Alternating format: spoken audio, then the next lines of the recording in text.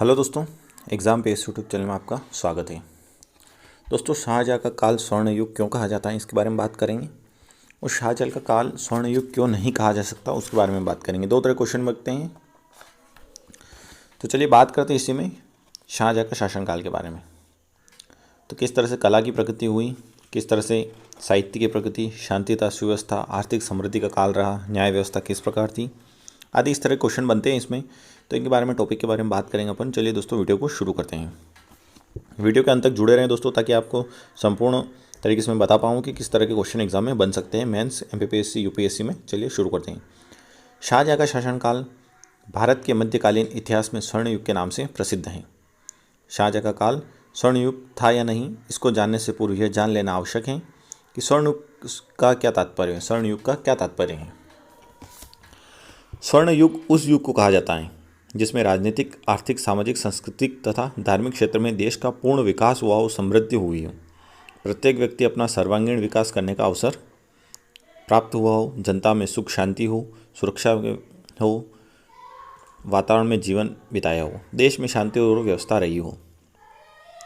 कुछ लोग शाहजहाँ के काल को स्वर्ण युग नहीं मानते, पर हम दोनों की विचारधाराओं की विवेचना करेंगे। चलिए वीडियो को आगे बढ़ाते हैं। स्वर्ण युग मानने के पक्ष में कुछ तर्क हैं। कला की प्रगति। शाहजहाँ के शासनकाल में स्थापत्य, चित्रकला, संगीत कला का चरम विकास हुआ। चमक दमक, सौंदर्य का विशेष प्रेमी था। वैभव, उसके द्वारा बनाए गए विशाल तथा सुंदर इमारतों में इन तथ्यों को समावेश है। तो कुछ भवन व उनके निर्माण, उनके बारे में बात करते हैं। ताजमहल शाहजहाँ का, चूँकि शाहजहाँ द्वारा ही बनाया गया है। ताजमहल विश्व की सबसे सुंदर इमारत तथा कला का उच्च कोटि का नमूना है। इसका निर्माण शाहजहाँ ने अपनी बेगम मुमताज़ महल की याद में कराया था। इसमें मुमताज़ महल के अस्थि अवशेष स्थित हैं। इसका निर्माण आगरा नगर के दक्षिण में यमुना के किनारे पर राजा जय सिंह के बगीचों में किया गया था। कुछ यूरोपीय इतिहासकारों का मत है कि ताजमहल की योजना जीरोनिमा वेरिनियो नामक एक वेनेशियन कलाकार ने तैयार की थी, किंतु भारतीय विद्वान इस मत से सहमत नहीं हैं। उनका मत है कि ताजमहल के निर्माण में किसी भी यूरोपीय का कोई भी हाथ नहीं है। दूसरा है मच्छी भवन। दीवाने आम के पीछे मच्छी भवन बना हुआ है। यह लाल पत्थर की आयताकार इमारत है। इस भवन में अनेक सरोवर बने हुए थे। इनमें यमुना का पानी भर दिया जाता था, जिनमें से शाही परिवार के लोग मन बहलाने के लिए मछलियों का शिकार किया करते थे। इनमें चौपड़ भी बने हुए थी। इस इमारत के बीच में एक सदन है जो 70 गज लंबा, 55 गज चौड़ा है। तख्त ताउस, मयूर सिंहासन। तख्त ताउस शुद्ध सोने और रत्नों का बना हुआ था। इसका निर्माण बेबात लखा की देखरेख में कराया गया था।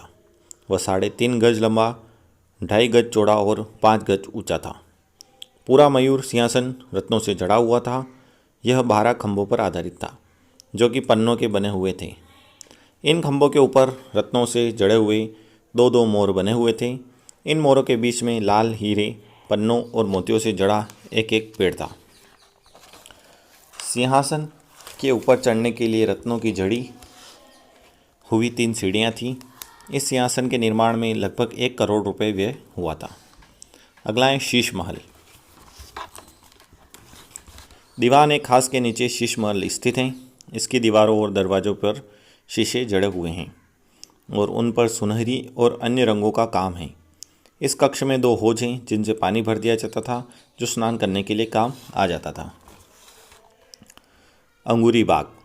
यद्यपि इस बाग का निर्माण अकबर ने कराया था, लेकिन शाहजहाँ ने नए नमूने का इसका निर्माण कराया। यह खास महल के सामने स्थित है। इसकी लंबाई 235 फीट, चौड़ाई 170 फीट है। इसको तीनों ओर से कमरे बने हुए हैं। ये कमरे हरम की महिलाओं के लिए बनाए गए थे। इस बाग की चौथी ओर एक बड़ा संगमरमर मंडप है। इसके सामने एक सुंदर बगीचा लगाया गया था। आगे बात करते हैं मोती मस्जिद। यह मस्जिद आगरा के किले में स्थित है। इस मस्जिद का निर्माण 1645-53 के मध्य हुआ। इसकी लंबाई 237 फीट, चौड़ाई 187 फीट है। इसके निर्माण में 3 लाख रुपए खर्च हुए थे। ये इमारत शाहजहाँ की कलाकृतियों में बहुत सुंदर इमारत मानी जाती है। इसकी प्रशंसा करते हुए संत निहाल सिंह ने लिखा है कि इसकी योजना उन कलाकारों ने बनवाई थी जिनमें पत्थर के द्वारा आत्मा के उस संघर्ष को व्यक्त करने की शक्ति थी जो यह भौतिक बंधनों से ऊपर उठने के लिए किया करती थी। ये ऊंची तथा समतल भूमि पर बनी हुई हैं। भीतर संगमरमर का एक विस्तृत चौक है जो चारों ओर पत्थरों के बरामदों तथा स्तंभों से घिरा हुआ है। उसके सफ़ेद तथा लालित्यपूर्ण आकृति के गुंबद लाल तथा ठोस मुंडरों के ऊपर उठे हुए हैं और बड़े प्रभावोत्पक ढंग से उस विचार की अभिव्यक्ति करते हैं। अगला क्वेश्चन है जामा मस्जिद। यह मस्जिद आगरा फोर्ट स्टेशन के सामने स्थित है। इसका निर्माण शाहजहाँ की पुत्री जहाँ आरा बेगम ने कराया था। इसका मुख्य इमारत 103 फीट लंबी 100 फीट चौड़ी है। इसका निर्माण 1648 में जन साधारण का उपयोग के लिए किया गया था। इसके निर्माण पर 5 लाख रुपए व्यय हुए थे।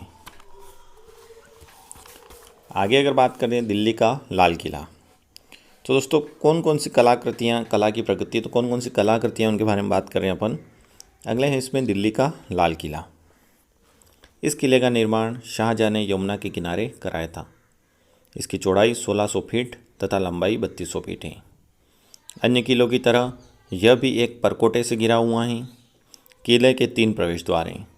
इसका मुख्य द्वार कला की दृष्टि से बहुत महत्वपूर्ण है। इसके भीतर दरवाजे आम तथा दरवाजे खास का भी निर्माण कराया गया है। इसके अतिरिक्त रहने के महल, शाही संग्रहालय, राजकोच कक्ष, राजकीय कक्ष, रसोई गृह, घोड़े, हाथियों के अस्तबल और शाही निवास स्थान आदि इमारतें भी हैं। इस किले में स्थित मोती महल, हीरा महल और रंग महल अधिक प्रसिद्ध हैं। इनकी कलाकृतियों की अनेक इतिहासकारों ने प्रशंसा की है। इसके एक हाल की दीवारों पर जो पंक्तियाँ लिखी हैं ये सभी पर लागू होती हैं। अगला बात करते हैं अगर क्वेश्चन, तो न्याय व्यवस्था। इसके बाद अगला जो अपना साहित्य की प्रगति, शांति तथा सुव्यवस्था। इससे पहले अपन न्याय व्यवस्था के बारे में बात करते हैं। एक नया टॉपिक है। शाहजहाँ की न्याय व्यवस्था की अनेक इतिहासकारों ने बड़ी प्रशंसा की है। वह बड़ा न्यायप्रिय शासक था। वह अपराधियों को दंड देने में जरा भी संकोच नहीं करता था। यद्यपि उसका दंड विधान कठोर था, लेकिन उस समय की परिस्थितियों में दंड विधान की कठोरता आवश्यक थी। सम्राट के हृदय में सभी लोगों के प्रति ईमानदारी तथा न्याय की भावना थी। उसके सामने बहुत कम फरियादें आया करती थीं। वर्णिया ने लिखा है कि हिंदुस्तान में प्रत्येक एकड़ भूमि राजा की संपत्ति समझी जाती थी और एक किसान को लूटने का अर्थ होता है राजा के राज्य पर डाका डालना। शाहजहाँ ने निम्न स्तर पर जो भी न्यायाधीश नियुक्त किए थे, उनको इस बात की चिंता रहती थी कि जनता उनके न्याय से संतुष्ट रहे, जिससे सम्राट के पास शिकायत न पहुँचे। शांति तथा सुव्यवस्था। नेक्स्ट जो थर्ड टॉपिक है, शांति तथा सुव्यवस्था। कुछ इतिहासकार का मत है कि शाहजहाँ के काल में शांति तथा व्यवस्था रही है।